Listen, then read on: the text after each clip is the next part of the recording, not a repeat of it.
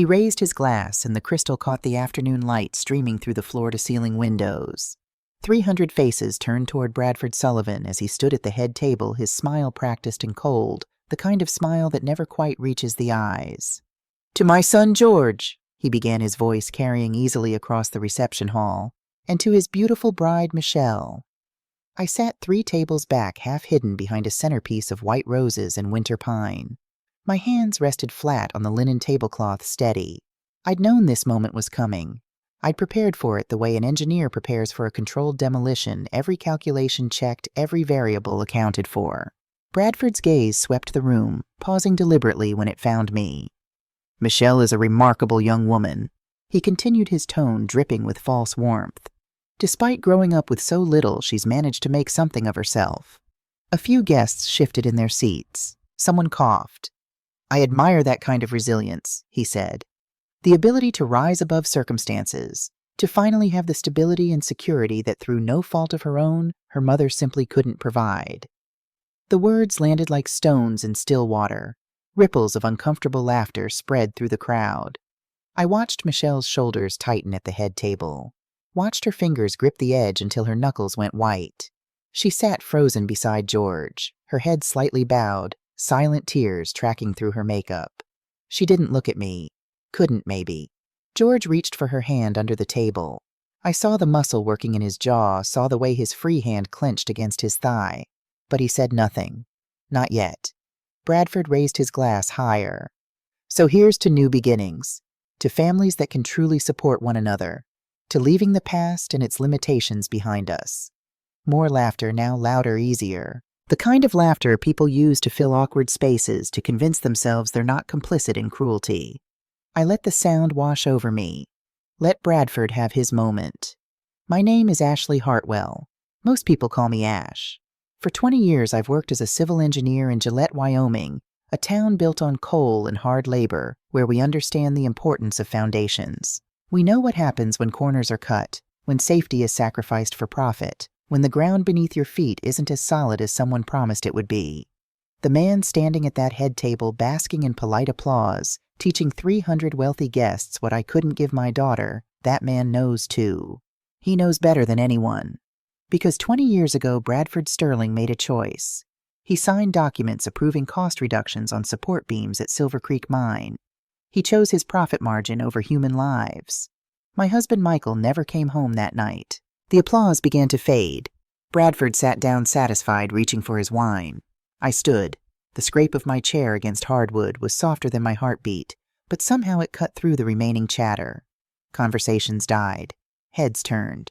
I didn't raise my voice. Didn't need to. "Mr. Sullivan," I said quietly, meeting his gaze across the 30 feet of polished floor between us. "You mentioned foundations, stability, security." His smile flickered just for a second, but I saw it. "I've spent my career building things that last," I continued. "Things that can withstand pressure. Things that won't collapse when the truth finally comes to light." The room had gone perfectly still. Even the catering staff had stopped moving.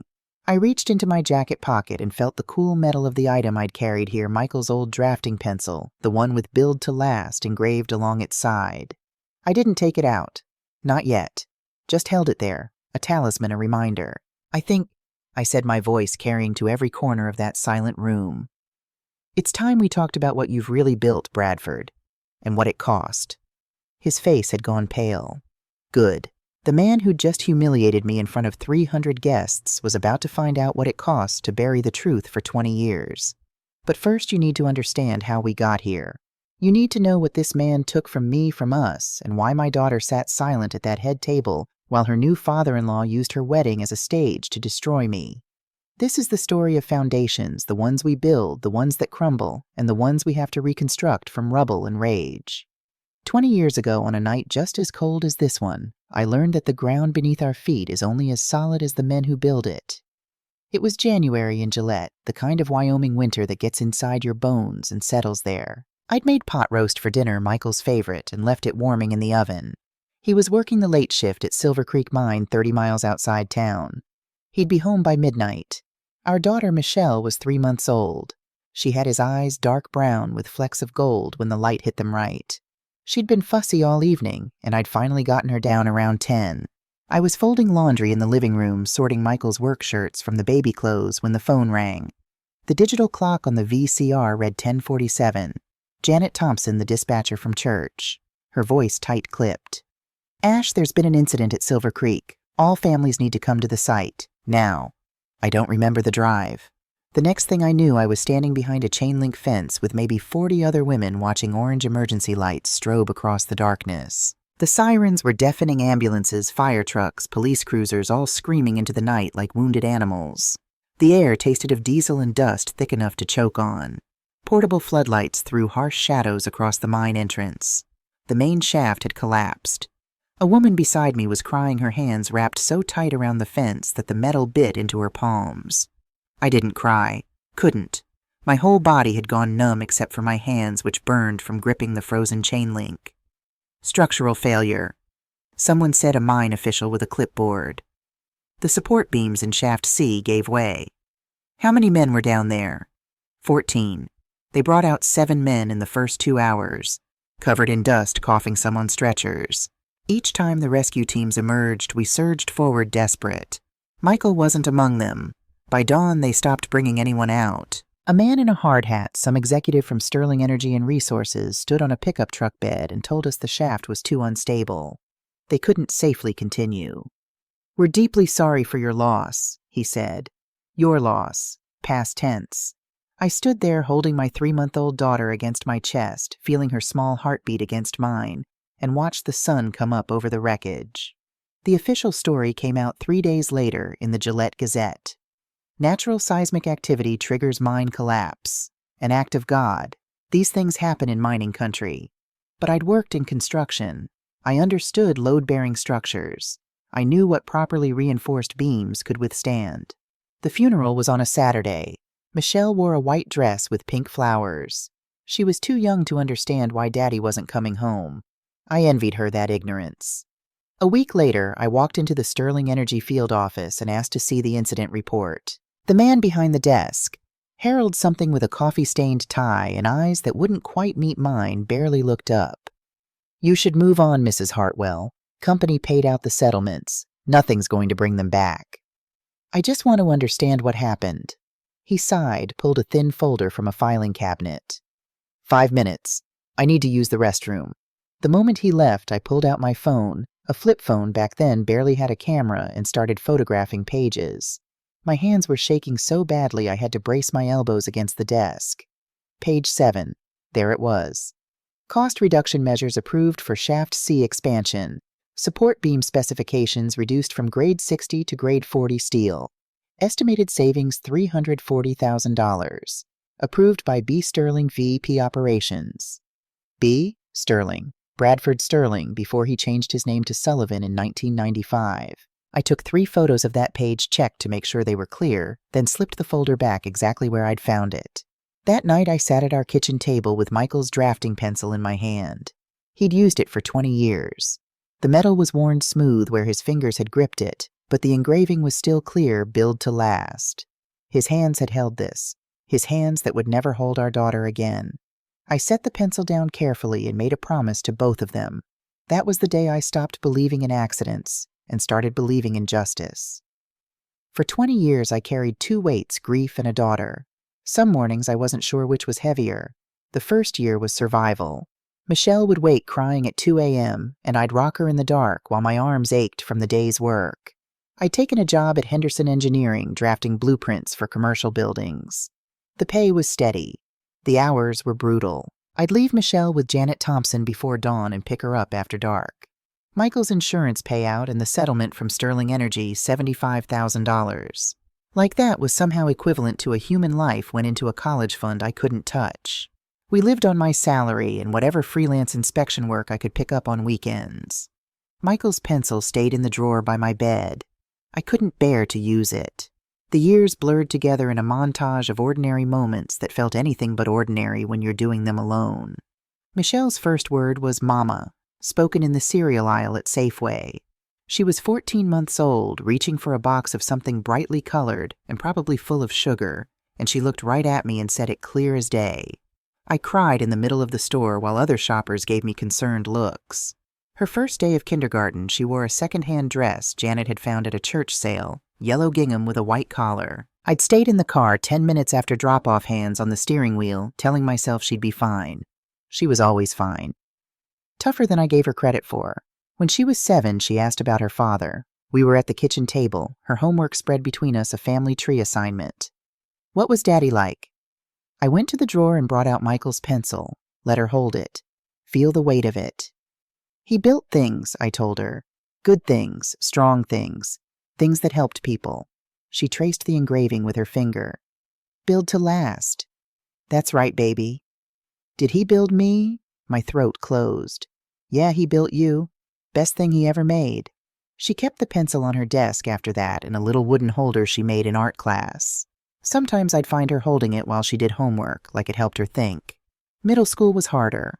Other kids had fathers who showed up to basketball games who taught them to drive.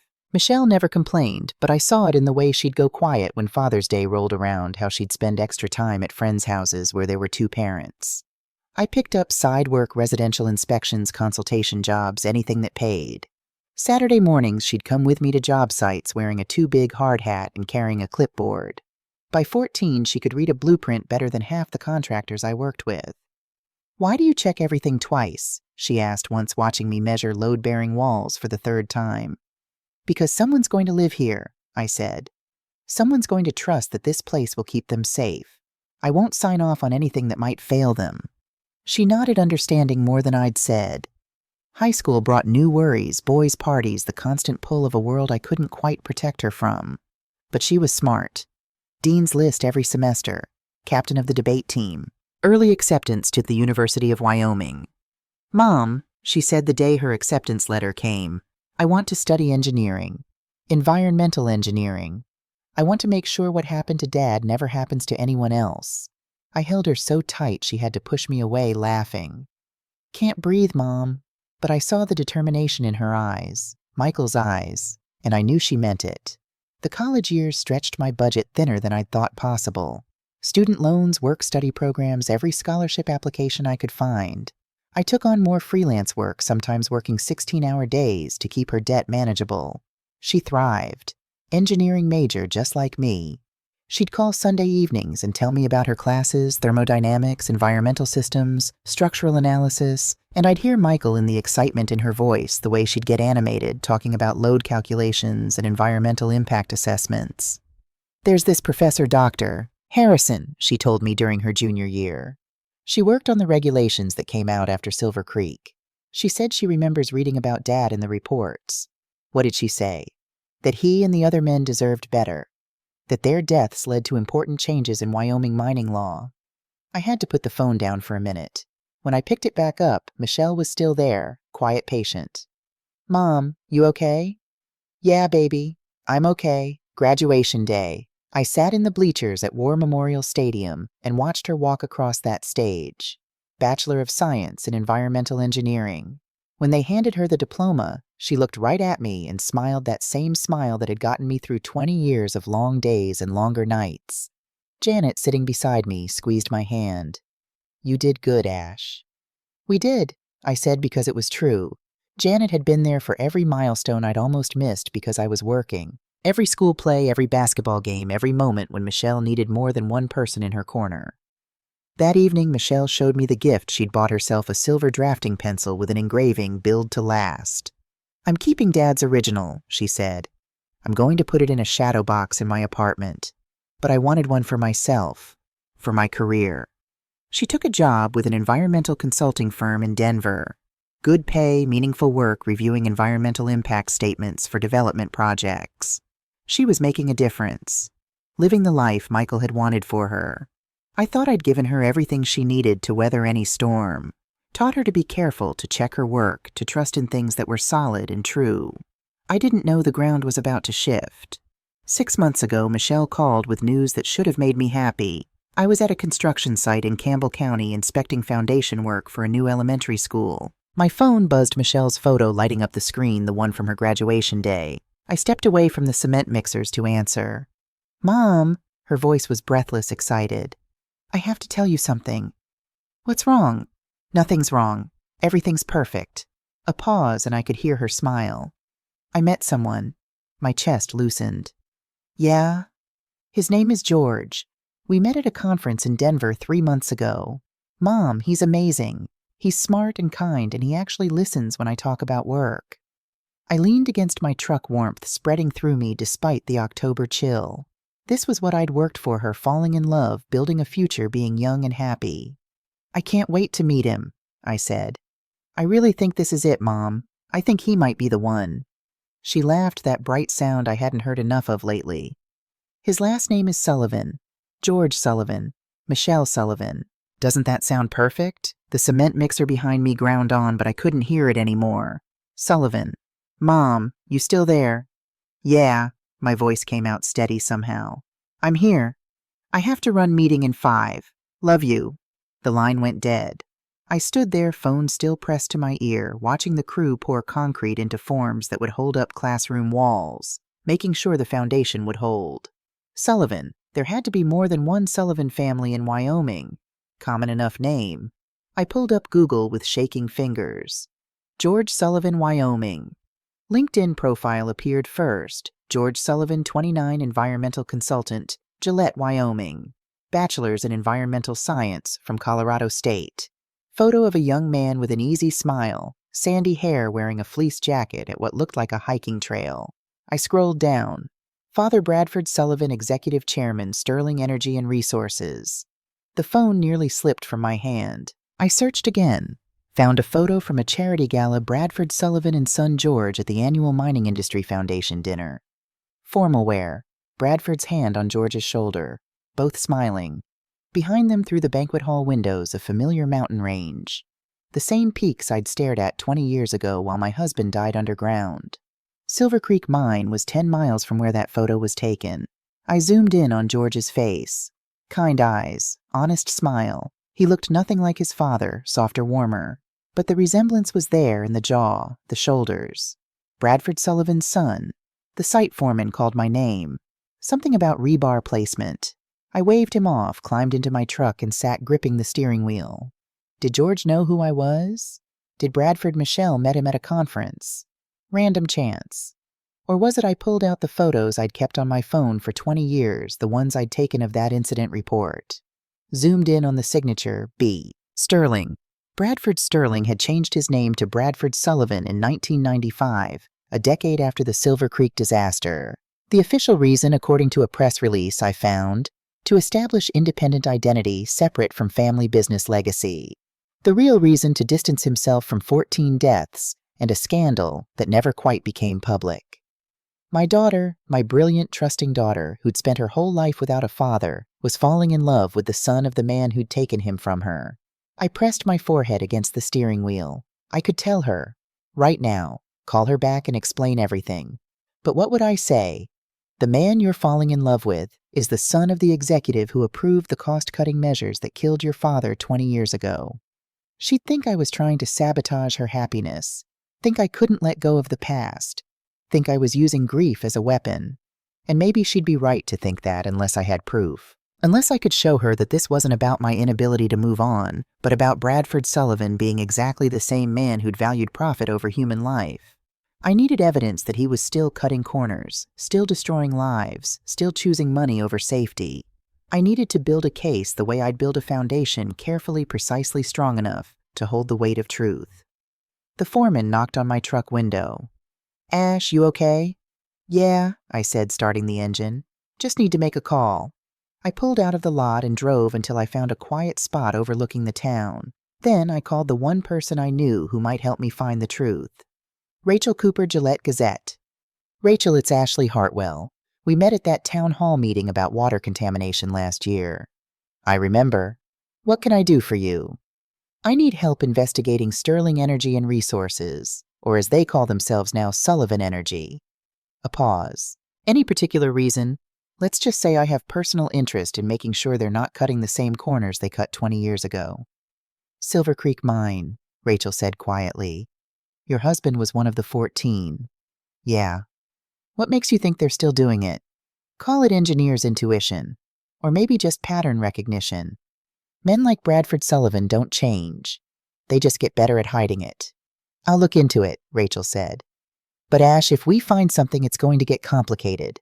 Especially if your daughter's involved with his son. I know. You sure you want to go down this road? I looked at the photo of Michael I kept clipped to my sun visor. 20 years old, smiling, holding baby Michelle in his arms. I'm sure. Okay then, let me do some digging. I'll call you in a week. It took Rachel 3 weeks instead of 1. When she finally called, her voice was tight with barely controlled anger. Ash, you need to come to my office. I found something, but I can't talk about it over the phone. I met her at the Gazette building at 7 p.m. after her regular staff had gone home. Her desk was covered in printouts and photographs. Summit Ridge, she said, spreading out a map. It's a proposed coal expansion 15 miles north of Gillette. Sullivan Energy submitted the permit applications 8 months ago. I've heard of it. What about it? Look at these specifications. She handed me a thick stack of documents. Support structure designs, environmental impact assessments, safety protocols. I started reading. The more I read, the tighter my chest became. Grade 40 steel for support beams in areas that should require grade 60. Safety inspections scheduled quarterly instead of monthly. Environmental safeguards listed as pending approval with no timeline. It was Silver Creek all over again. This is criminal negligence, I said. If they build this with these specifications, people will die, Rachel finished, just like before. But there's more, isn't there? I could see it in her face. She pulled out another folder. I have a source inside Sullivan Energy, someone who's been there for years and is tired of watching Bradford cut corners. They want to remain anonymous for now, but they gave me these. She spread out a series of documents, bank transfers, consulting contracts, environmental reports. My daughter's name was on every single page. Michelle Hartwell, environmental consultant, I read aloud. Contract value $6.5 million over 18 months. My hands started shaking. She never worked for Sullivan Energy, I said. She works for an independent consulting firm in Denver. She's never even mentioned them. I know, Rachel said gently. That's why this is a problem. I looked closer at the signatures. They looked like Michelle's, the distinctive way she looped her HE, the precise slant of her letters. But something was off. Too perfect. Too consistent. These are forgeries, I said. That's what I thought too, but good luck proving it. The documents are filed with the state. There are email confirmations, wire transfer records, everything looks legitimate. What environmental reports? I flipped to the attached pages. Violations, safety concerns, contamination risks, all supposedly reviewed and approved by Michelle Hartwell, licensed environmental engineer. If Summit Ridge gets built and something goes wrong, Rachel said, if people die or the environment gets contaminated, all of this points to one person, your daughter. He's setting her up. The realization hit me like cold water. Bradford knows who she is. He knows she's Michael's daughter, and he's building her into his insurance policy. That's my assessment too. Rachel pulled out more documents. Look at the timeline. These contracts were initiated 10 months ago. When did Michelle meet George? 3 months ago. But these documents date back further. Someone's been building this framework for almost a year. I stared at the pages, watching my daughter's forged signature swim in and out of focus. He engineered their meeting, I said slowly. Bradford somehow got George and Michelle in the same place at the same time. There's more. Rachel pulled up her laptop. That environmental safety conference in Denver where they met, sponsored by Sullivan Energy Foundation. Bradford was listed as a keynote speaker, but he canceled last minute. George attended in his place. And Michelle was there presenting a paper on post-mining land reclamation. Her paper was submitted 3 weeks before the conference program was finalized, Rachel said. But guess who was on the program committee that selected presenters? Don't tell me Thomas Sullivan, Bradford's other son. He's the chief operating officer of Sullivan Energy. 20 years. 20 years I'd waited for justice. And now Bradford Sullivan was not only repeating his crimes, he was framing my daughter for them. And she was falling in love with his son, walking straight into a trap she couldn't see. What do we do? Rachel asked. I looked at the mountain of evidence spread across her desk. Evidence that could destroy Bradford. Evidence that implicated my daughter. We keep digging, they said. We find every document, every transfer, every lie, and we find a way to prove Michelle never signed these. That's going to be nearly impossible, Ash. The forgeries are sophisticated, without a handwriting expert and original documents. Then we find another way. We find the person who did sign them. We find bank records showing Michelle never received the money. We find Bradford's plan and we expose it before he can use it. Rachel nodded slowly. There's something else you need to consider. What? If we go public with this investigation, Bradford will know. And if he's been planning this for almost a year, he's going to have contingencies. He might move faster. He might hurt Michelle. I finished. We sat in silence for a moment. I need to talk to her, I said. I need to warn her. About what?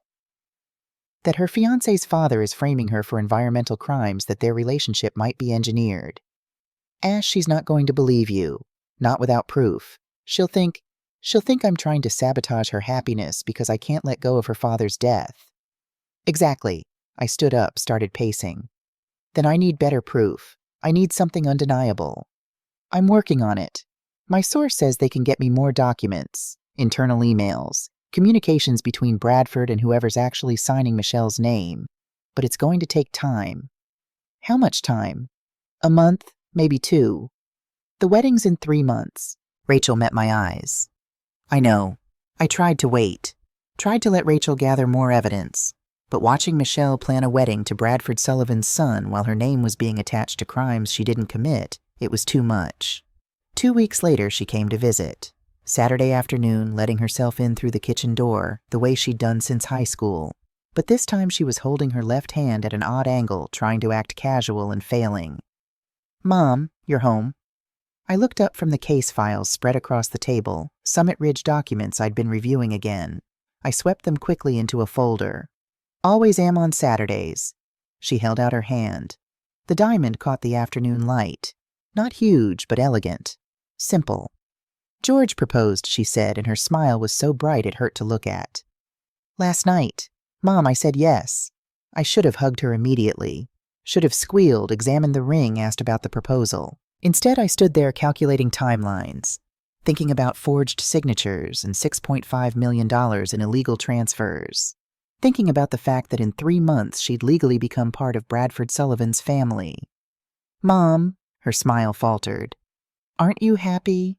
I forced myself to move, pulled her into an embrace. Of course I am, baby.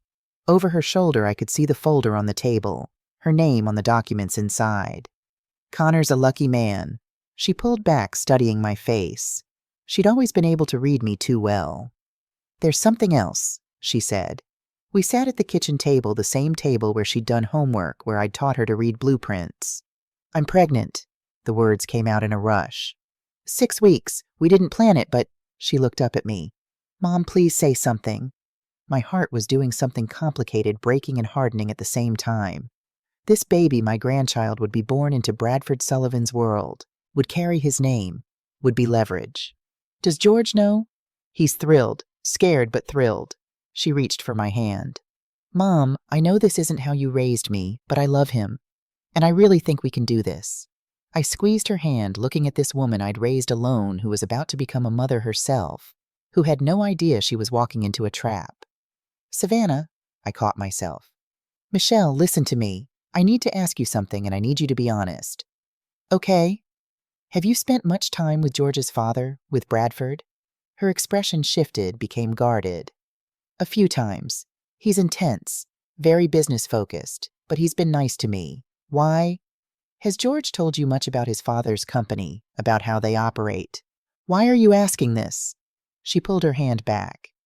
Mom, if this is about you thinking they're too wealthy for us, that's not what I'm saying. Then what? Her voice rose. Because it sounds like you're trying to find problems. I'm trying to protect you. From what? From being happy, from having a family. She stood and there was a hardness in her voice I'd never heard before. George isn't his father. He works in environmental consulting. He's trying to make things better, not worse. I wanted to show her the documents. Wanted to prove that Bradford Sullivan was weaving her into his crimes, that her signature was already forged on papers that could destroy her future.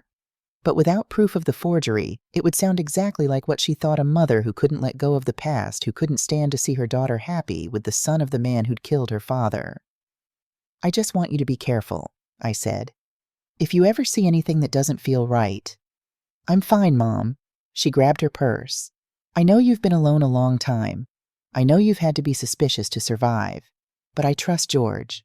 I trust his family. And I wish you could be happy for me. She walked to the door. Paused. The wedding's in 3 months. I hope by then you'll support this. The door closed.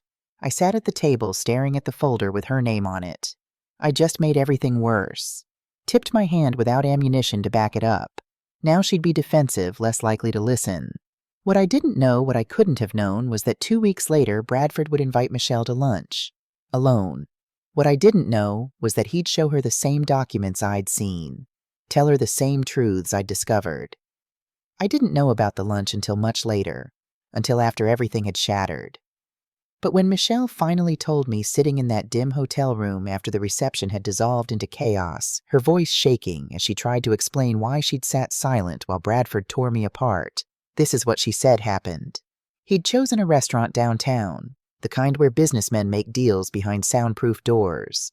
A private room. He was already seated when she arrived, wearing the blue dress I'd helped her pick out just days before the one that hid her barely showing pregnancy. He had a folder on the table next to his water glass like it was nothing, like it was just paperwork.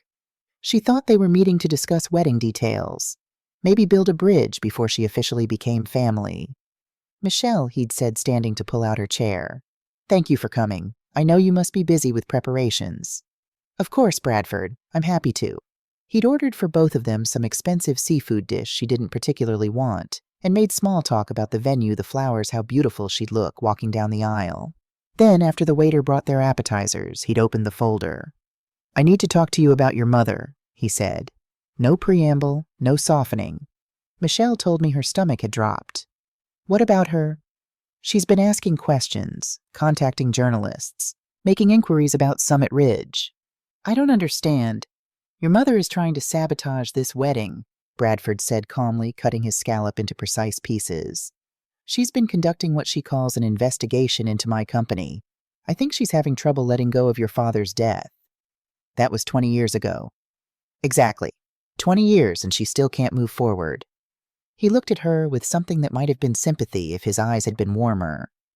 I understand grief, Michelle. I truly do. But this has gone too far. He'd slid the folder across the table. I need you to see something. Michelle opened it.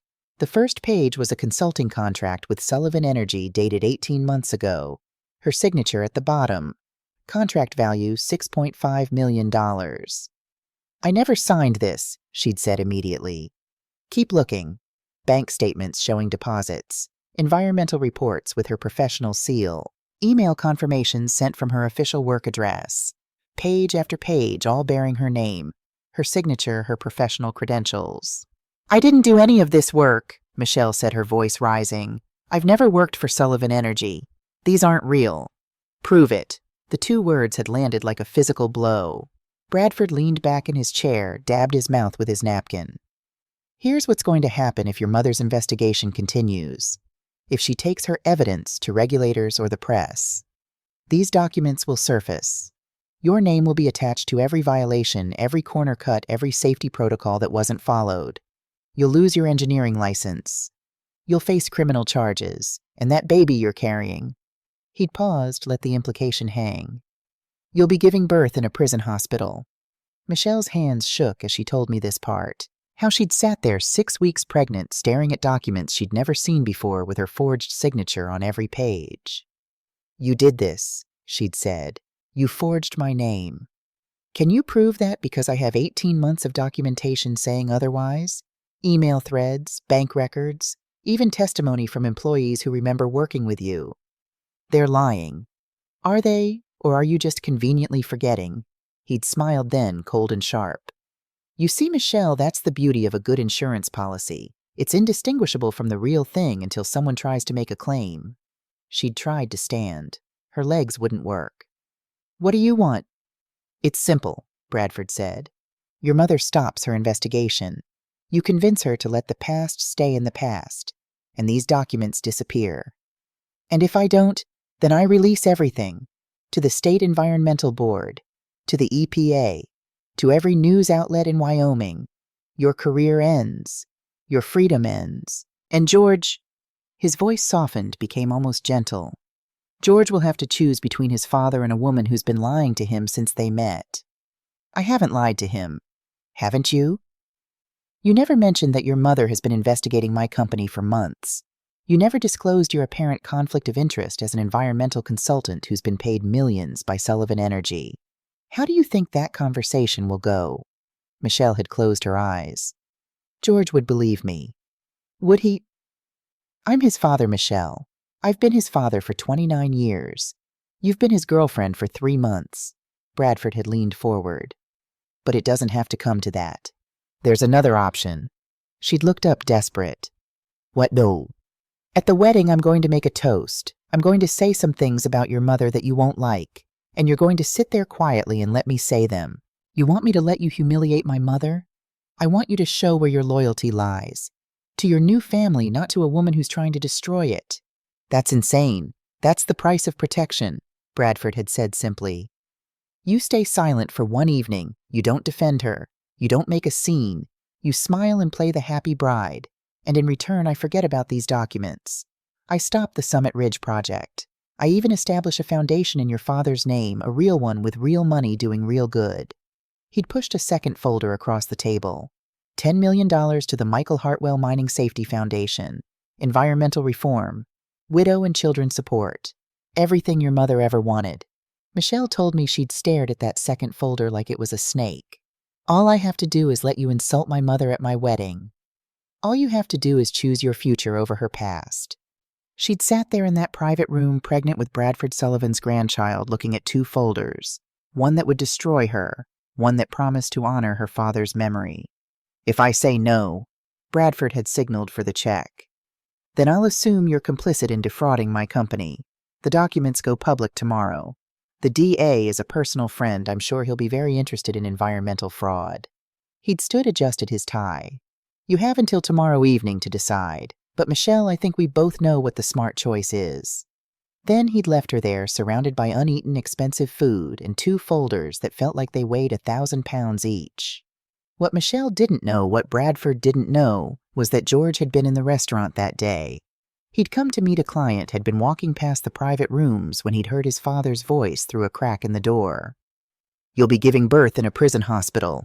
George had frozen, pressed himself against the wall outside the room. Listened to every word. When Bradford left, George hadn't confronted him. Instead, he'd gone straight to his brother. Thomas, we need to talk now. They'd met at Thomas's house an hour later. George had told him everything he'd heard. Thomas had gone pale. Then he'd gone to his safe and pulled out a USB drive. I've been waiting for something like this, Thomas said quietly. Waiting for Dad to go too far. What is that? Everything. 5 years of documents. Emails, financial records, the truth about Summit Ridge, about Silver Creek, about Michelle's forged signatures. Thomas handed the drive to George. I couldn't do it alone. Dad would destroy me. But now he's threatening my fiancée and our baby. Now he's crossed a line even I can't ignore. George had stared at the drive. Why didn't you stop him before? Thomas's laugh was bitter. Because I was a coward. Because I told myself it was just business. Because he's our father and I thought... He'd shaken his head. It doesn't matter what I thought. What matters is stopping him now. How? Mrs. Hartwell, Ashley. She's been investigating for months. She has a journalist helping her. We give them this. Thomas tapped the USB drive. And they'll have everything they need. You'd testify against Dad. I'd testify against a criminal who happens to share my DNA, Thomas said. There's a difference. The knock on my office door came at 8 p.m. on a Tuesday. I was alone reviewing Summit Ridge documents for the 100th time, trying to find a crack in Bradford's facade. When I opened the door, a man I'd never met stood in the hallway. Tall, mid-30s, with Bradford Sullivan's jaw but softer eyes. Mrs. Hartwell, I'm Thomas Sullivan, Bradford's oldest son. I need to talk to you about my father. I'd nearly shut the door in his face. Please, he said quickly. I know you have no reason to trust me, but I have evidence. Everything you've been looking for. And I want to help you destroy him. Something in his voice, desperation maybe, or genuine remorse, made me pause. Come in. He'd brought a briefcase full of documents. Original contracts showing Michelle never worked for Sullivan Energy. Email chains discussing the insurance policy of framing an environmental engineer. Financial records proving the $6.5 million never actually went to Michelle. It had been moved through shell accounts and back into Bradford's offshore holdings. "Why are you doing this?" I'd asked. "Because he threatened to hurt an innocent woman and her baby to protect his crimes," Thomas said. "Because I've spent 5 years watching him do exactly what he did at Silver Creek, and I did nothing. Because my silence makes me complicit." He'd pulled out one more document, a recording device. "2 days ago, my brother George overheard Dad threatening Michelle. I've been wearing a wire ever since. I got him on tape discussing the forgeries, the blackmail, all of it." "The FBI is already involved," Thomas said. "I contacted them 3 days ago. They've been building a case against Sullivan Energy for securities fraud. This gives them the rest." I'd looked at this man, Bradford Sullivan's son, handing me the ammunition to destroy his father. "There's something you need to know," Thomas said quietly. "Michelle doesn't know George knows. She's been carrying this alone, thinking she has to choose between protecting you and protecting her future. She chose silence. She chose what she thought was survival. There's a difference." He'd stood to leave, then paused. "Mrs. Hartwell, my father killed your husband. He's been destroying lives for profit for 30 years. I can't undo that, but I can help make sure he doesn't hurt anyone else." "Why now, after 5 years of silence?" "Because now he's using an innocent woman's pregnancy as leverage. Because now it's not just about business ethics or environmental violations. It's about basic human decency. And I realized I don't have any left if I keep protecting him." After Thomas left, I'd called Rachel. "We have everything. Original documents, recordings, an inside witness willing to testify." "What's the plan?" "The wedding. Maximum visibility. 300 witnesses." "That's going to devastate Michelle." "I know," I'd said, my voice breaking. "But if we don't do it now, Bradford will have complete control over her. He'll own her future, her career, her child. I can't let that happen. Even if she never forgives you." I'd looked at the photo of Michael on my desk. 20 years of waiting for this moment. Even then, the night before the wedding, I drove to Silver Creek Mine. 20 years since the collapse. 20 years since I'd stood at this fence watching rescue crews pull bodies from rubble. I'd avoided it since drove different routes, took longer paths, anything to keep from seeing the place that had taken Michael from me. But tonight I needed to be here. The access road was overgrown now, cracked asphalt disappearing under prairie grass. The chain-link fence still stood rusted, and sagging yellow caution tape faded to white. Beyond it, the mine entrance gaped like an open wound. Boarded up, condemned, forgotten. I parked and got out. November wind cut across the empty space, bitter and relentless. No birds sang here. No insects hummed. Just silence and the whisper of dead grass.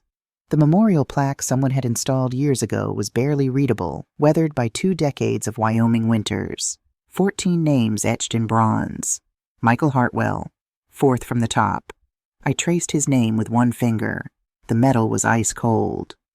"I'm going to finish it tomorrow," I said to the silence. "Everything we talked about that last night. Making this place safer. Holding them accountable. I'm going to burn his empire down." The wind was my only answer. I pulled Michael's pencil from my pocket. The wood felt warm despite the cold worn smooth from 20 years of carrying it everywhere. The engraving was barely visible now, billed to last. "She chose him," I whispered. "Our daughter chose silence. And tomorrow I'm going to force her to choose again. I don't know if she'll ever forgive me." More silence. Just me and ghosts. I thought about the last time I'd seen this place operational. Michael heading in for night shift, lunch pail in hand, that pencil tucked behind his ear. He'd kissed me goodbye, promised we'd talk about his concerns with management when he got home. He never came home. The mine had swallowed him along with 13 other men. Fathers, sons, brothers. Bradford Sullivan had saved $340,000 on steel, and 14 families paid the price. And tomorrow I'd watch my daughter marry his son in a ballroom that probably cost more than Michael earned in his entire life. I wanted her there with me, I said. When justice finally came, I wanted us to face him together. But she's on his side now. The memorial plaque offered no comfort, no answers, just names and dates and the inadequate phrase, "gone but not forgotten." Except people had forgotten. The mine sat abandoned. The investigation buried. The responsible parties never charged. 20 years of silence, of letting powerful men escape consequences. Tomorrow that ended. I stood there until my fingers went numb, until the sun started dropping toward the horizon. Around me, the empty prairie stretched forever, harsh, unforgiving, beautiful in its desolation. This land had taken so much from me, but it had also made me strong enough to fight back. I kissed my fingers, pressed them to Michael's name one last time. Tomorrow, I promised. For you, for all of them. For every person Bradford Sullivan destroyed while building his legacy on lies. I got back in my car and drove toward Gillette. Toward the wedding. Toward the moment I'd been planning for months. The silence of Silver Creek followed me all the way home. The ceremony began at 6. Golden hour light poured through floor-to-ceiling windows at the Gillette Grand Hotel ballroom. 300 guests filled white chairs arranged in perfect rows. A string quartet played something classical I didn't recognize. I sat in the back row, far from the family section where Bradford held court. Janet squeezed my hand once, then released it. The processional started. Bridesmaids in champagne silk, groomsmen in charcoal suits. George appeared at the altar, hands clasped, face unreadable. Then Michelle. She walked alone down the aisle, no father to give her away, no mother at her side. The ivory dress caught the light with each step. Her hair swept up, diamond earrings glinting. She looked beautiful. She looked terrified. Our eyes met for half a second as she passed my row. I couldn't read what I saw there. Regret, resignation, or just the weight of carrying secrets too heavy for one person. The officiant began. Traditional vows, carefully chosen readings about love and commitment. Michelle's voice shook when she said, "I do." George stayed steady. They exchanged rings. The officiant pronounced them married. Applause filled the space as they kissed, brief, formal. I watched Bradford in the front row, that cold smile fixed on his face, surveying his victory. His son married to my daughter, binding our families while destroying mine. The recessional played. Michelle and George walked back up the aisle, hands linked. Behind them, Bradford and his wife. The wedding party. Family members I didn't know. Guests filed toward the reception area. I stayed seated until most had left. "You okay?" Janet asked quietly. "No," I said. "But I will be." The reception space was stunning. Round tables with tall centerpieces, white roses and hydrangeas. Crystal chandeliers casting warm light. A jazz trio setting up in the corner. An open bar already crowded with guests. The head table sat on a raised platform. Michelle and George in the center, wedding party flanking them. Bradford and his wife to George's right, positioned like royalty overseeing their kingdom. I found my table near the back. Rachel was already there nursing a club soda. She caught my eye and nodded once. Everything was in position. Dinner service began. Waiters in black vests delivered plated meals with military precision. Filet mignon, roasted vegetables, some kind of fancy potato thing. The food was probably excellent. I couldn't taste any of it. Conversations buzzed around me. Business associates discussing deals. Society women comparing vacation homes. The comfortable chatter of people who'd never worried about making rent. At the head table, Michelle pushed food around her plate. George leaned close, saying something I couldn't hear. She nodded, but didn't look at him. Bradford surveyed the room with satisfaction, occasionally greeting guests who approached to pay respects. Then servers cleared the main course. The room quieted the way it does when people sense something formal coming. Bradford stood. And that's where we began, where I started this story, with him adjusting his jacket, picking up his champagne glass, surveying the room with that cold smile. "Ladies and gentlemen," he began, voice carrying across the space. "Thank you all for being here today." Every eye turned toward him. The jazz trio fell silent. My hand slipped into my pocket, closed around Michael's pencil. This was the moment I'd waited 20 years for. "I want to talk about family," Bradford said, glass raised. "About what it means to provide stability, to give a child the foundation they deserve." His eyes found mine across the room. That cold smile never wavered. 20 years ago, tragedy struck our community. Good men died at Silver Creek. Among them, Michael Hartwell, a man who left behind a daughter, and a woman who tried her best. My chest tightened, but I kept my face neutral. Ashley worked hard, I'll give her that.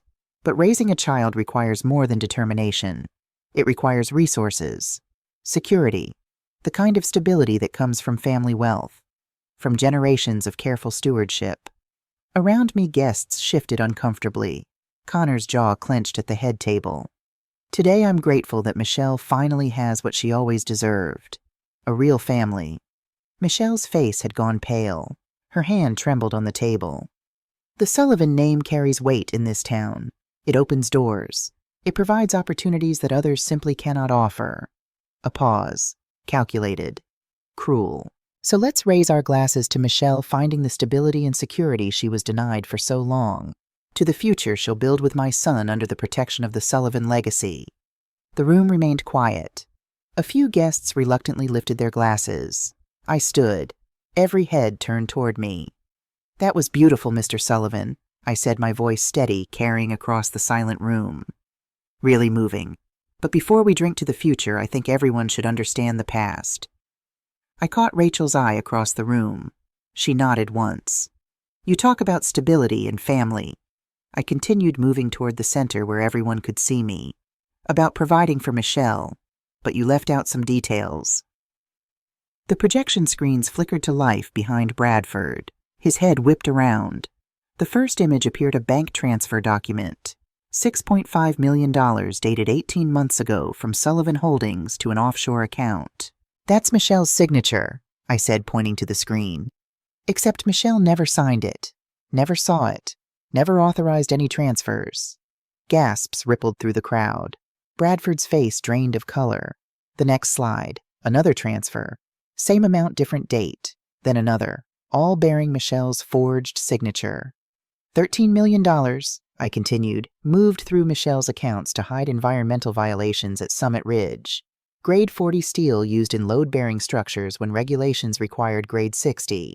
The same corners cut at Silver Creek 20 years ago. The screen changed. Environmental reports.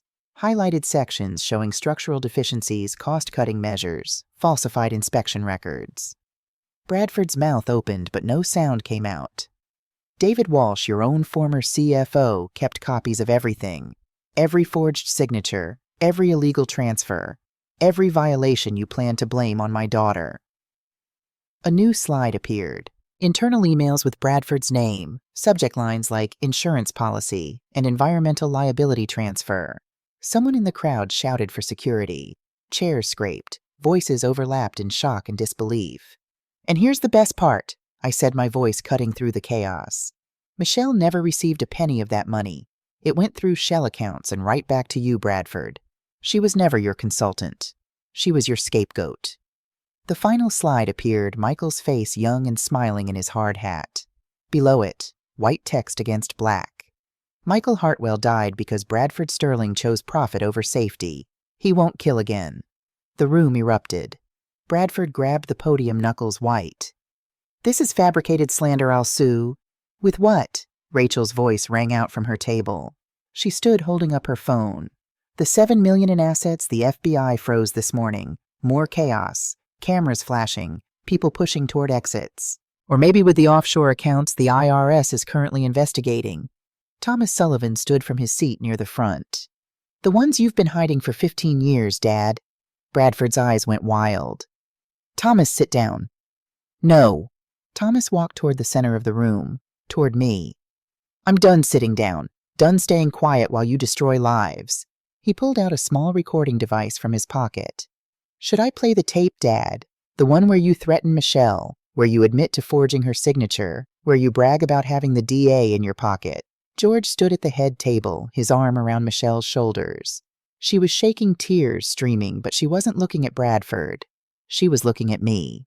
Bradford's cold control shattered. His face twisted with rage as he stared at me. You have no idea what you've done. I know exactly what I've done, I said. I've protected my daughter from a man who was using her pregnancy and her love as weapons. I've exposed a criminal who's been hiding behind a new name and charitable donations for 20 years. Security, Bradford shouted. Remove these people. But the security guards didn't move. Thomas had gotten to them first. The main doors burst open. FBI agents moved through the crowd, badges visible. A woman with silver hair and a sharp suit stepped forward. "Bradford Sullivan, you're under arrest for fraud, forgery, blackmail, and criminally negligent homicide." The snap of handcuffs echoed through the suddenly quiet ballroom. Bradford's eyes found mine as they led him toward the door. No cold smile now, just naked hatred. "This isn't over," he hissed. "Yes," I said quietly. "It is." Security parted the crowd. Camera flashes erupted like lightning. And then he was gone. The man who'd haunted my life for 20 years, who'd killed Michael, who'd tried to destroy my daughter. Gone. The ballroom dissolved into controlled chaos. FBI agents taking statements. Guests fleeing towards exits. Reporters shouting questions. At the head table, Michelle sat frozen still in her wedding dress. George held her while she shook. Around us, the reception meant to unite two families had torn one apart and begun healing the other. Justice had finally arrived. But the hardest part wasn't watching Bradford fall. It was what came next. I looked at my daughter across the room. She was crying. Not the silent tears from Bradford's speech, but great heaving sobs that shook her shoulders. George whispered something to her. She shook her head. Then slowly she stood and walked toward me. The room quieted again as people watched us, mother and daughter, facing each other across the wreckage of a wedding day. "Mom," she said, her voice breaking. "I'm sorry. I'm so sorry." "Why didn't you tell me?" I asked. "When he threatened you, why didn't you come to me?" "Because I thought I could protect you," she whispered. "He said if I stayed quiet, he'd leave you alone. He'd stop the investigation. I thought—" Her voice cracked. "I thought silence would save you." My chest constricted. All those weeks thinking she'd rejected me, thinking she'd chosen Bradford's family over mine. She'd been trying to protect me. "You thought wrong," I said quietly. "Silence never saves anyone. It only protects the people who deserve to be exposed." "I know that now." She looked at me with Michael's eyes. "Can you forgive me?" I thought about 20 years of fighting for her. 20 years of sacrifice, and in the critical moment she'd believed I was too weak to handle the truth. That hurt in ways Bradford's schemes never could. "I need time," I said honestly.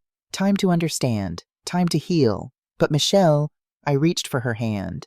"You're my daughter. That doesn't change. Ever." She collapsed into my arms, sobbing. I held her while she cried. Held my daughter on her wedding day in a ballroom full of witnesses and wreckage, and the beginning of something that might eventually become healing. Outside, news vans lined the street. Inside, a mother held her daughter and tried to believe that justice, even when it breaks your heart, is still worth fighting for. Outside the hotel, snow fell harder now, coating the parking lot in fresh white. My car sat alone under a streetlight. I got in, started the engine, and drove away from the wreckage of my daughter's wedding day. I didn't cry on the drive home, didn't pull over, didn't call Janet. I just drove through the falling snow, watching Gillette's lights blur past, and felt nothing. Not triumph, not relief, just a vast echoing emptiness where certainty used to be. I'd done the right thing. I knew I'd done the right thing. So why did it feel like I'd lost everything that mattered? The house was dark when I got home. I sat in the driveway for 20 minutes, engine running, heat blasting, staring at the windows Michael had installed 30 years ago. The porch he'd built when I was pregnant with Michelle. The flower bed we'd planted together that first spring. This house had held so much life once. Now it just held ghosts.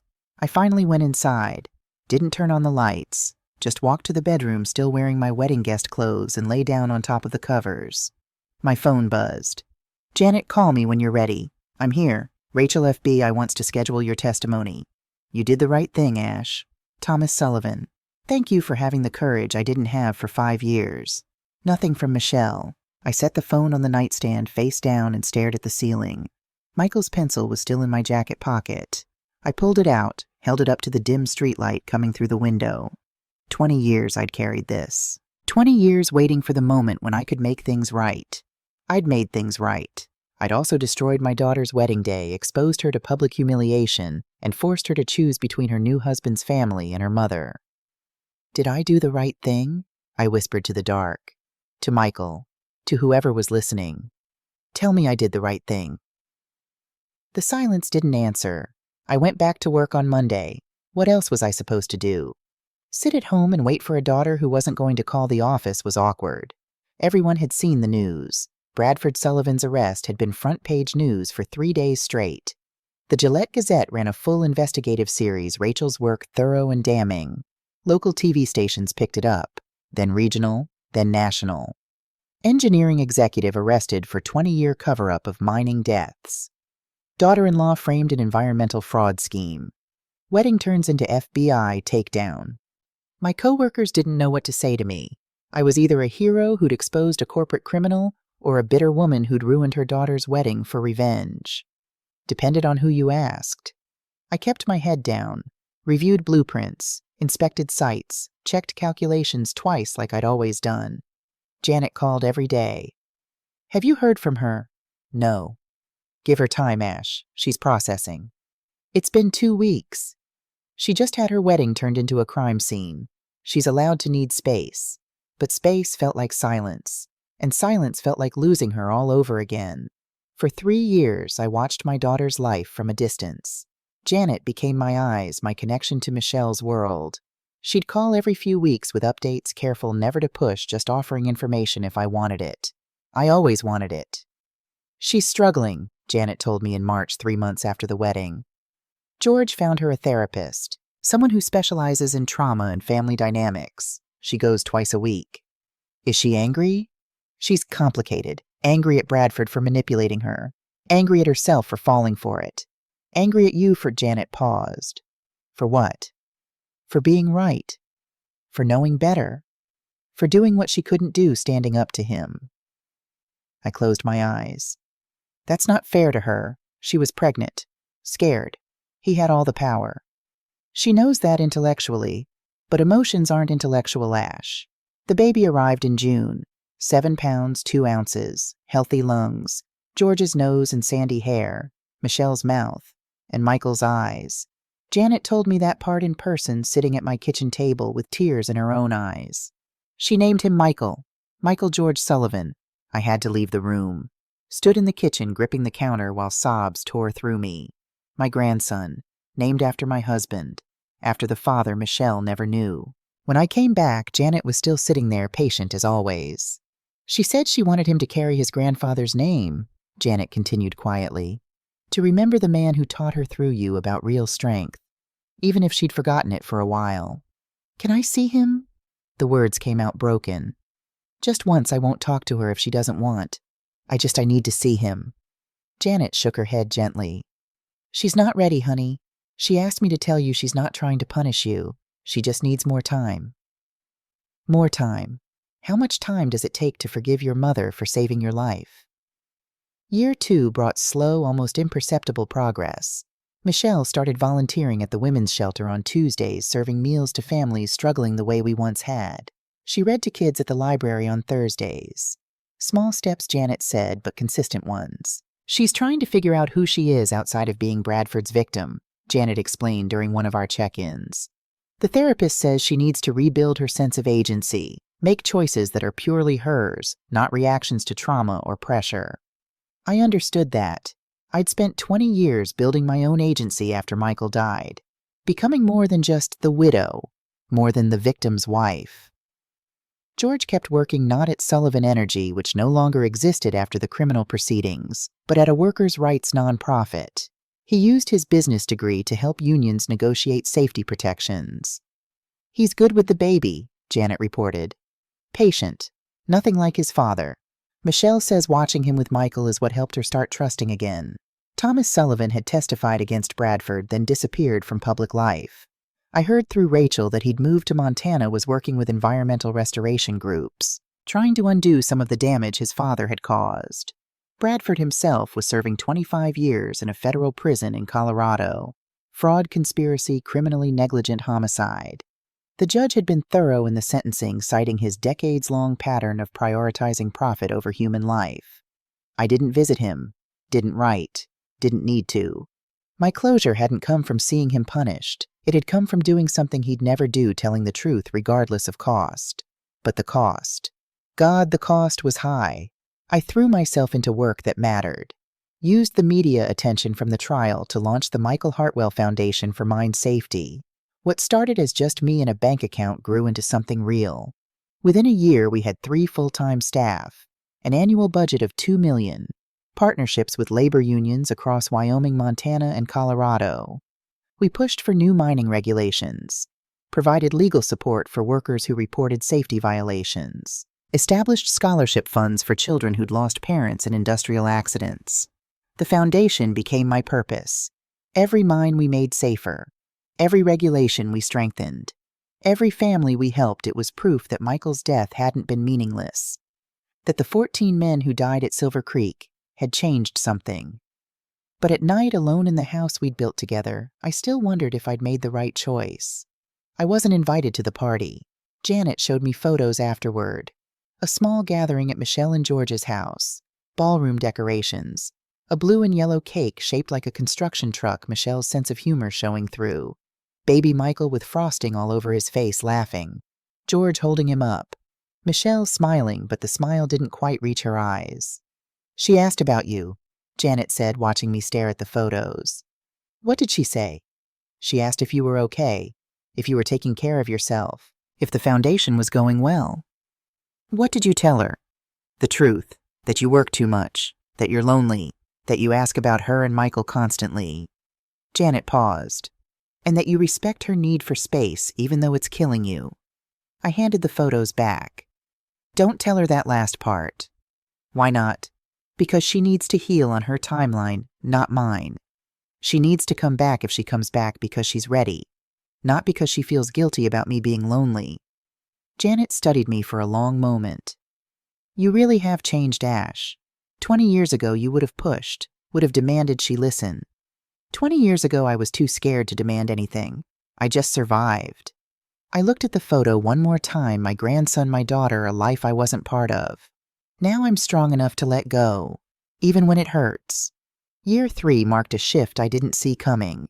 Michelle started taking online classes in nonprofit management. She threw herself into understanding advocacy work, grant writing, community organizing. Through Janet, I heard she was reading everything she could about workers' rights, environmental justice, corporate accountability. She was building something. I just didn't know what. Then, in March, 3 years and 3 months after the wedding, Janet brought an application to my office. The Michael Hartwell Foundation needed an outreach coordinator. We'd grown enough that I couldn't handle community engagement alone. We needed someone who could connect with families, organize events, manage volunteers. Janet set the application on my desk without a word. I looked at the name, Michelle Sullivan. My hands started shaking. "She doesn't know I run this," I said. "She thinks I'm still doing freelance consulting work. You told her that, right?" "That's what she believes," Janet confirmed. "She applied because she wants to honor her father. She has no idea the foundation is yours." I opened the application. Read her cover letter, 3 pages handwritten. "I want to honor the grandfather my son will never meet. I want to make amends for my silence when courage was required. I understand if my last name disqualifies me, but I'm asking for the chance to spend my career fighting for the protections my grandfather died without. I've spent 3 years learning what it means to stand up, to speak truth, to choose justice over comfort. My mother taught me these things, but I was too afraid to listen. I'm not afraid anymore. I don't expect forgiveness. I don't deserve it. But I'm asking for the opportunity to prove to myself, to my son, to my grandfather's memory, that I can become someone worth forgiving." I had to stop reading, put my head down on the desk, and let the tears come. When I looked up, Janet was crying too. "What do I do?" I whispered. "What feels right?" I thought about it. Really thought about it. I could reveal myself now. Tell Michelle the foundation was mine. Force a confrontation before she was ready. Or I could let her choose this path without knowing I was at the end of it. Let her prove to herself, not to me, that she'd changed. "Schedule the interview," I said. "But I won't be there. You conduct it. I'll watch from my office. And if she gets the job, then we work together, as colleagues, until she's ready for more." Janet conducted the interview on a Tuesday morning in September. I watched from my office doorway, hidden from view, as Michelle sat across from Janet in the conference room. She wore a simple blue dress, hair pulled back. No makeup except a touch of lipstick. She looked older than 3 years should have made her. Tired, but there was something new in the set of her shoulders. A kind of quiet determination I recognized. I'd seen it in my own mirror. "Tell me why you want this position," Janet said. Michelle took a breath. "Because I spent the first 23 years of my life being proud of where I came from. Proud of what my mother built with nothing but determination and love. Then I spent 3 months being ashamed of it. Ashamed that we'd struggled. Ashamed that I didn't grow up with the right kind of stability." She looked down at her hands. "Bradford Sullivan taught me to be ashamed. And I let him. I let him make me believe that my mother's strength was somehow less valuable than his money. That our life together, the one she built after my father died, was something to overcome instead of something to honor." "What changed?" Janet asked gently. "My son." Michelle's voice softened. "Michael is 14 months old now, and every time I look at him, I think about my mother raising me alone, being both parents, working herself to exhaustion so I could have opportunities. And I realize that's not weakness. That's not something to be ashamed of. That's the strongest thing I've ever seen." She wiped her eyes. "I want to work here because I want Michael to grow up knowing his grandfather's name meant something, that he died for a reason, and that his daughter, my mother, spent 20 years making sure his death led to change. I want to be part of that change. I want to make my mother proud, even if she never knows it." I had to step back from the doorway, press my hand over my mouth to keep from making a sound. Janet glanced toward my office. I nodded. "You're hired," Janet said. "When can you start?" Michelle's face lit up with a smile I hadn't seen in 3 years. "Really, I thank you. Thank you so much." "There's one thing you should know," Janet said carefully. "The director is very hands-on. You'll be working closely with her on most projects. That's fine. I'm ready to learn from whoever's willing to teach me." If only she knew. For 6 months, Michelle and I worked in the same building without her knowing. She was exceptional at the job. Passionate, hardworking, innovative. She organized community events that doubled our volunteer base. She wrote grants that brought in funding we desperately needed. She sat with families who'd lost loved ones in industrial accidents and listened with the kind of empathy that only comes from shared pain. My staff loved her. "She's so dedicated," my assistant Maria said. Yesterday she stayed until 8 p.m. helping a widow fill out compensation paperwork. Her own son was homesick, but she said it mattered too much to rush. I watched her through windows and doorways, learned who she'd become in 3 years. She was still my daughter. I could see Michelle in every gesture, every laugh. But she'd grown into someone I was desperately proud of, someone who'd taken her pain and turned it into purpose. We passed each other in hallways twice. Both times I turned away before she could see my face. Janet said I was being ridiculous. "She's going to find out eventually, Ash. Why not just tell her?" "Because I want her to choose this first. I want her to prove to herself that she can stand on her own, that she doesn't need my approval or forgiveness to be worthy." "And when will that be enough?" "I don't know," I admitted. "Maybe never. Maybe I'm just a coward who's afraid of the conversation we need to have. But the universe has a way of forcing conversations you're avoiding." The revelation. It happened on a Thursday in March, exactly 3.5 years after the wedding. Janet scheduled a meeting for Michelle with the director to review her 6-month performance. Michelle had been stellar. We were going to offer her a promotion. Janet had told Michelle to bring her portfolio samples of her work projects she was proud of. I paced my office for an hour before the meeting, changed clothes 3 times, felt like I was preparing for trial. "You ready?" Janet asked. "No." "Good. Means you care." The knock came at 9 a.m. sharp. I opened the door. Michelle stood there, portfolio in hand, wearing the same blue dress from her interview. When she saw me, every bit of color drained from her face. The portfolio slipped from her hands. Papers scattered across the floor. "Mom," the word hung between us. 3.5 years of silence in a single syllable. "Hi, baby," I managed. She stared at me, at my office, at the nameplate on my desk. Ashley Hartwell, Executive Director, Michael Hartwell Foundation. Her voice broke. "You run this place. Your grandfather's legacy, I couldn't let it die with him." Michelle looked like she might faint. She grabbed the doorframe to steady herself. "I applied because I wanted to prove I could be worthy of his name. I didn't know. Why didn't you tell me? I stepped forward, careful, like approaching a wounded animal. Because I wanted you to choose this yourself. Not out of guilt, not to please me. I wanted you to find your own path to healing. I've been working here for 6 months. I know, you've been amazing.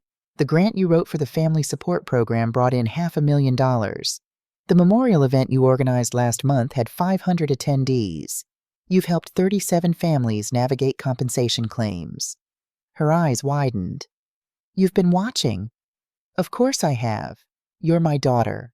Tears started streaming down her face. I was so angry at you. For 3 years I was so angry. I know. You destroyed my wedding, turned it into a spectacle, exposed me in front of everyone. I know. But you were right. She wiped her face with shaking hands. Bradford would have destroyed me. He would have used my baby, my career, my whole life as a shield for his crimes. And I was going to let him because I was too scared to fight back. You weren't too scared. You were protecting the people you loved. That's not weakness, Michelle. That's love. Then why did it feel like I was betraying you? Because sometimes love and betrayal look the same in the moment. It's only later when you can see the whole picture that you understand the difference. She bent down, started gathering the scattered papers with trembling hands. I knelt to help her. Our hands touched over a grant application. Both of us froze. I want to show you something, Michelle said quietly. She pulled out a worn notebook from her bag. This is my journal. 3 years of therapy sessions, volunteer hours, moments when I wanted to give up but didn't. She handed it to me. I opened to a random page, her handwriting neat and precise. Michael smiled at me today, and I thought about how Dad used to smile at Mom.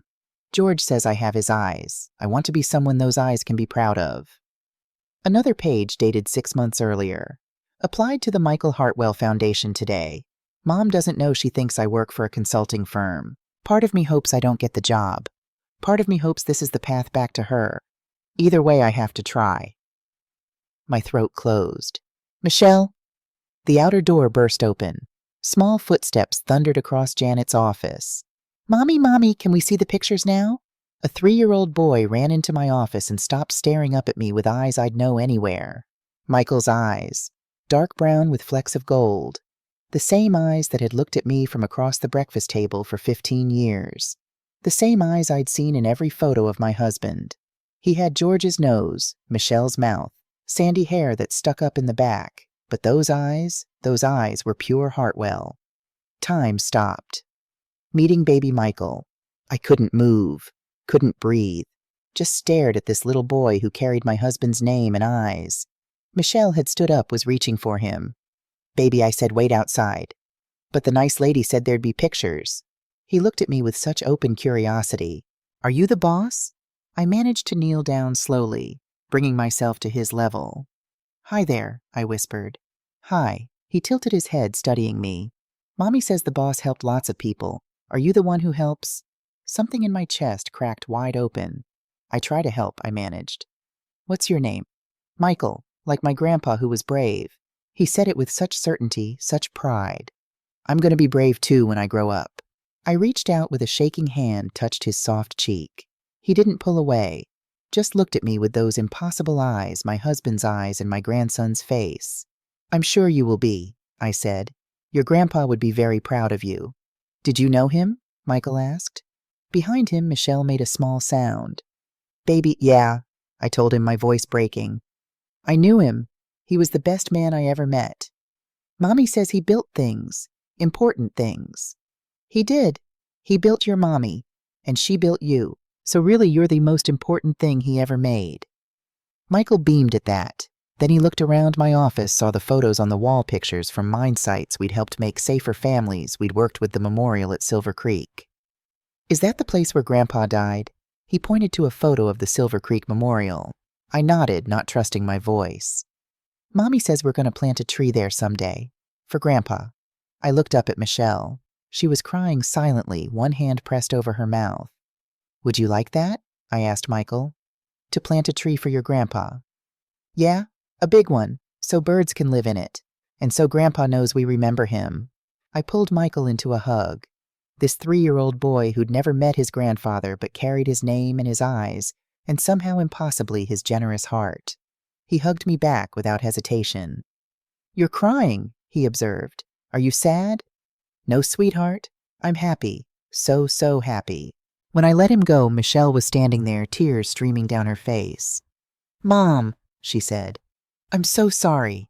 For everything. For not trusting you. For choosing silence. For 3 years of—" I stood up, pulled her into my arms.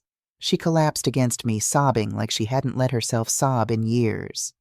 "I know," I whispered into her hair. "I know, baby. I know. I should have told you what he did. I should have—" "You did what you thought would keep everyone safe. That's not something to apologize for." "But I hurt you. And I hurt you. We both made choices. Hard choices. Impossible choices." I pulled back, looked at her face, older now, marked by pain, but also by strength. "But we're here now. That's what matters." Michael tugged at my sleeve. "Why's Mommy crying?"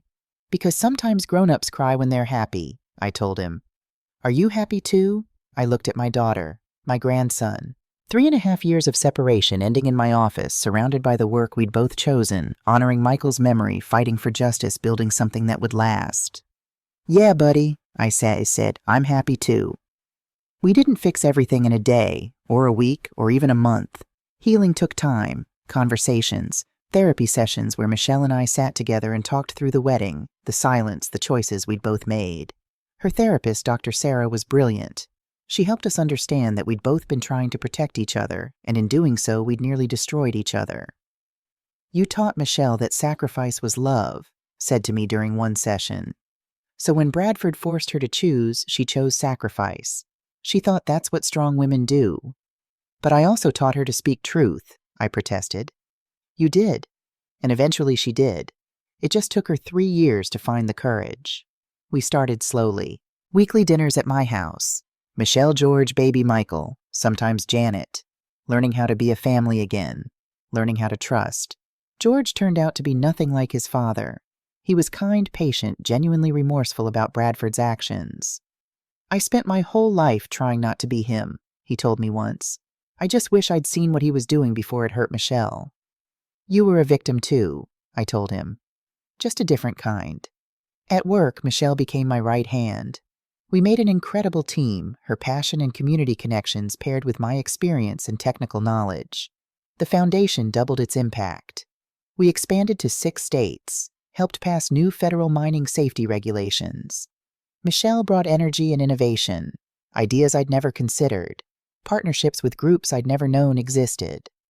"You're better at this than I am," I told her one day. "No," she said. "We're better at it together."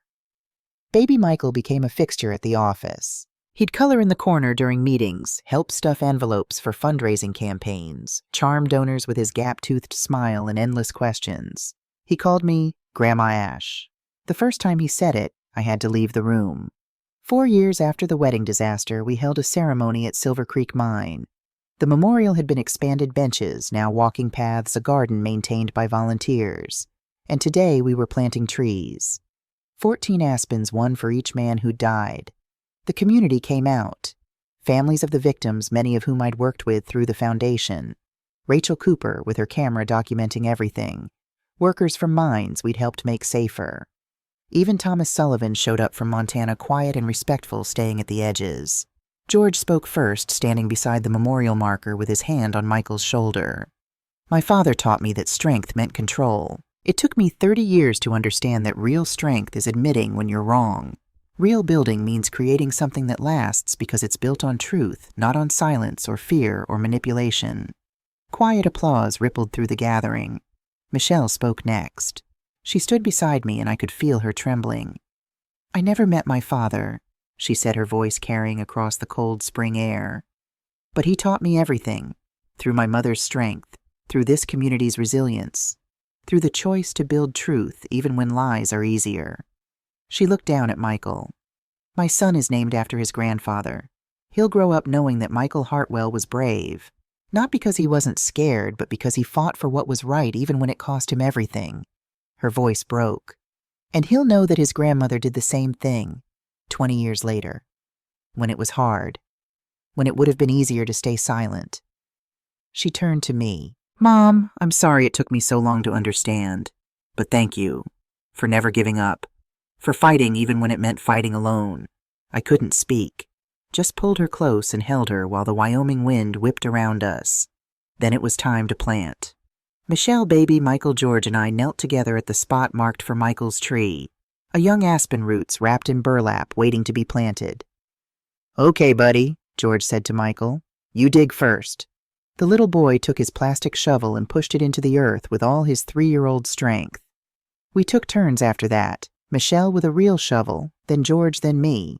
I knelt in the cold dirt, digging deeper, and remembered the last time I'd been here. The night before the wedding. Promising Michael I'd burn Bradford's empire down. I'd kept that promise. But I'd learned something else in the 4 years since revenge wasn't the point. Justice was. And justice looked like this, a community planting trees, honoring the dead, making sure their deaths led to change. Michelle helped me lift the aspen into the hole. George steadied the trunk. Together we filled in the earth, patting it down carefully. Baby Michael watched with serious eyes. Is Grandpa in there? No, sweetheart, Michelle said gently. But this tree will grow here, and every spring it'll get bigger and stronger, just like Grandpa would have wanted. Can I water it? We gave him a watering can, and he carefully poured water around the base of the tree, his tongue poking out in concentration. When he finished, he looked up at me. Grandma Ash, tell me about Grandpa Michael. I sat in the dirt, pulled him onto my lap. Around us, the ceremony continued, other families planting trees, tears, and laughter, mixing with the sound of shovels and earth. He was kind, I told Michael. He worked hard. He believed in building things that last. Not just buildings, but families, communities, truth. Like you and Mommy do. Yeah, baby, just like that. Michelle knelt beside us, put her hand on mine. He would have loved you so much, Michael. You have his eyes. I know, the little boy said matter-of-factly. Mommy tells me all the time. George joined us, and for a moment we just sat there, 3 generations surrounding one small tree honoring a man who'd been gone for 24 years, but whose legacy was still growing. After the ceremony, Michelle and I walked the memorial path while George took Michael to see the equipment displays. Young aspens swayed in the wind, still small but growing strong. Mom, Michelle said quietly, do you regret how it happened, exposing Bradford at the wedding? I thought about it, really thought about it. Yes and no, I admitted. I regret the pain it caused you. I regret the 3.5 years we lost. But I don't regret seeking justice. I only regret not trusting you enough to include you from the start, to let you choose to fight beside me instead of protecting you like you were still a child. Michelle nodded. I understand why you did it, but promise me something. What's... If something like this ever happens again to me, to Michael, to anyone we love, we face it together. No more protecting each other with silence. No more making impossible choices alone. I promise, I said, no more silence. Ahead of us, Michael's laughter rang out. He was climbing on George's shoulders, pointing at something in the distance. He looks like Dad in the photos, Michelle said softly. He has his eyes, and his heart, and your strength. And your courage, I countered. We stood there watching George swing Michael down, both of them laughing. The sound carried across the memorial site, bringing life to a place that had held too much death. They call it revenge, I said. What I did to Bradford, but it wasn't revenge. What was it? Restoration. Not restoring what was lost that can never be rebuilt, but restoring what must exist: integrity, justice, truth, making sure that 14 men didn't die for nothing. Michelle slipped her hand into mine. Dad didn't die for nothing. He built something that lasts. What's that? She squeezed my hand. A foundation strong enough to hold 3 generations. Love honest enough to survive the truth. A family that chooses justice over comfort. We walked back toward George and Michael, toward the parking lot where families were gathering for the reception at the community center. The sun was setting over Wyoming, painting the sky in shades of orange and gold. The same sky Michael had worked under. The same sky I'd raised Michelle under. The same sky my grandson would grow up under. Build to last. That's what the pencil said.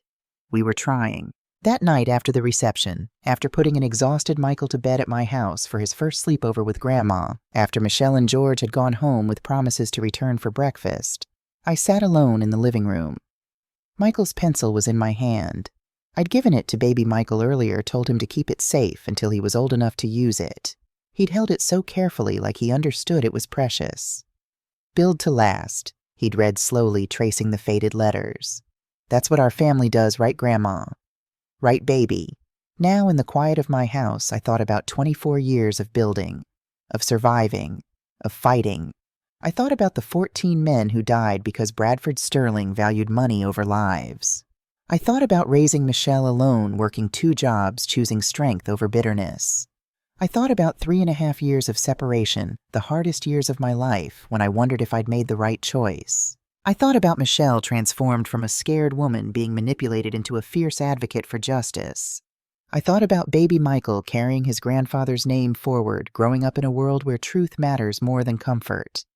And I thought about every woman out there who's been told to stay quiet, to keep the peace, to protect others at the cost of herself. If you're reading this, if this story found you, I want you to know something. Silence never protects the people you love. It only protects the people who deserve to be exposed. Speaking truth has a cost. Sometimes that cost is relationships. Sometimes it's years of separation. Sometimes it's standing alone when you desperately want to be understood. But the cost of silence is higher. It's living with the knowledge that you let someone get away with destroying others. It's teaching your children that power matters more than principle. It's dying with regrets you can never fix.